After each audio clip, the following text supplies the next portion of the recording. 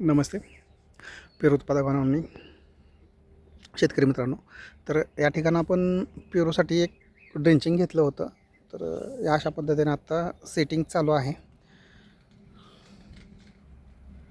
आणि ही जी सेटिंग आहे तर ही एक ड्रेंचिंगमध्ये तुमचं व्हाईट रूट ग्रोथ महत्त्वाचं या संदर्भात जुने व्हिडिओ तुम्ही पाहू शकता. आणि आत्ताची ही सेटिंग या पद्धतीने आपल्याला आत्ता बागेमध्ये आहे. कारण सेटिंग हा विषय महत्त्वाचा राहतो. किमान एका झाडावरती 200च्या पुढं हे फ्लावरिंग अशा पद्धतीने असणं गरजेचं आहे. तर तुम्हाला ॲक्च्युली उत्पादन एकरी कमीत कमी 14-15 टनाच्या आसपास मिळू शकतं. झाडांची वाढ किंवा ग्रोथ जी म्हणतो आपण तर ती या पद्धतीने असणं गरजेचं आहे.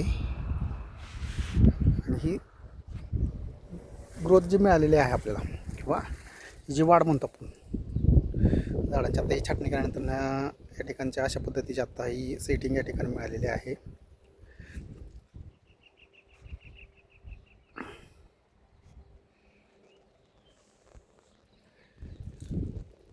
यामध्ये आपल्याला फायदा होतो. सगळ्यात महत्त्वाचं तुमचं नॅचरली सेटिंग आहे ही.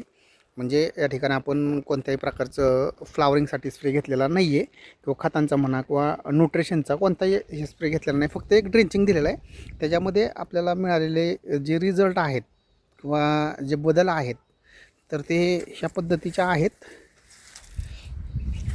आणि हे अशा पद्धतीने असतात. म्हणजे हे फ्लावरिंग तुम्हाला असं जर मिळालं तर तुमच्याकडे या पेरूबागेमधून अपेक्षित उत्पन्न मिळू शकतं. म्हणजे दुसरी झाडं जरी पाहिली तर तसंच सेटिंग आहे. आणि एकदम प्रॉपरली सेटिंग जोपर्यंत तुमच्या बागेमध्ये नसेल तर तुम्हाला अपेक्षित उत्पन्न किंवा फळांची संख्या ही झाडांवरती मिळणार नाही आहे. आणि ह्याची साईज वगैरे ही चांगली मिळते. सगळ्यात महत्त्वाचं याच्या आधीचाही व्हाईट रूटचा व्हिडिओ याच बागेतला आहे. हा व्हिडिओ काढण्याचं कारण की बाबा सेटिंग कशी झाली हे दाखवण्यासाठीचा हा व्हिडिओ आहे. आणि एकदम कमी खर्चामध्ये व्हाईट रूटसाठी वेगळं काम करावं लागणार नाही तुम्हाला आणि मेट्रोसाठी वेगळं काम करावं लागणार नाही आहे.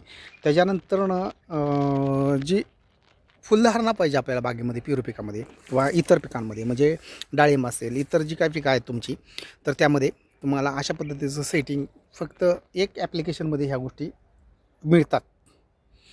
आणि हा व्हिडिओ याच्यासाठीच बनवलेला आहे की बाबा हे सेटिंग कशी होते. सगळ्यात महत्त्वाचं बऱ्याच जणांचा प्रश्न असतो, वांगी पिकं असेल तुमचं, मिरच्या असेल किंवा टोमॅटो असेल तर त्यामध्ये सुद्धा सेटिंग तुम्हाला चांगली मिळू शकते. त्याच्यामध्ये तुम्हाला निमेटोड कंट्रोल मिळू शकतो 100%. म्हणजे जो 90 ते 120 दिवसापर्यंत तुम्हाला प्रॉपरली तेवढा रिझल्ट मिळतो. त्यानंतरनं पेरू पिकामध्ये 100 ते 120 दिवसापर्यंत रिझल्ट मिळतात. तर ही अशा पद्धतीची ग्रोथ आणि झाडं जर असतील तर हे जर फ्लावरिंग पाहिलं तर अशा पद्धतीचं फ्लावरिंग या ठिकाणी आत्ता सेट होतं आहे. आणि हे फ्लावरिंग महत्त्वाचं राहतं. फ्लावरिंग झालं की तरच आपल्याला बागेपासून अपेक्षित उत्पन्न मिळू शकतं. त्यासाठीचा हा व्हिडिओ आहे.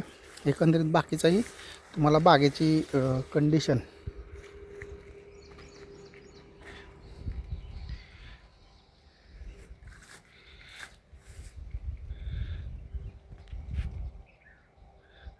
लांबचं पण दाखवतो थोडंसं.